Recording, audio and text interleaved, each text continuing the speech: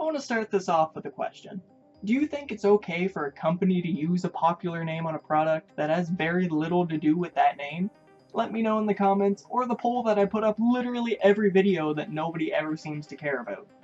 Justice League Dark does this with putting the Justice League name on effectively just a John Constantine movie with some side characters also from DC's mystical side. The movie starts off with people going crazy, seeing other normal people as demons, and the Justice League trying to figure out what's happening.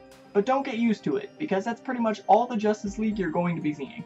Batman, literally the only JL member that doesn't believe in magic, ignore the fact that Shazam exists and the Justice League mentions him, goes on a solo mission to find John Constantine to figure out what's going on after his house is trashed by the ghost Boston. Now, here's a little clarification. John Constantine is my boy, so consider this a bias warning as if that's needed.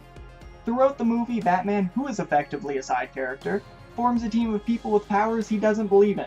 John Constantine, Zatanna, Boston Brand, and Jason Blood. While learning more about what's been happening to people, John suspects that Felix Faust could be the one behind everything. And with some help from Swamp Thing and Richie Simpson, they make it to Faust's castle. Insert Faust shitting on every member of the group.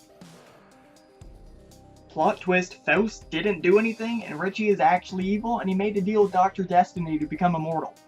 Now, they have a big final battle where Destiny takes control of the Justice League and attempts to take over the world. John and the others stop him, but they lose a member in the process. Now, how many pure mainstream Justice League fans would know these characters? Maybe a lot of them watched Young Justice and they know Zatanna because of when she became Dr. Fate, but for the most part, JL fans wouldn't know many of these characters. So using the Justice League name and branding it as mainly a Batman movie introduces a large group of people to some underrated characters that are worth looking into and fanboying over. There's a solid chance that some DC fans watched this movie and became interested in the perfection known as John Constantine.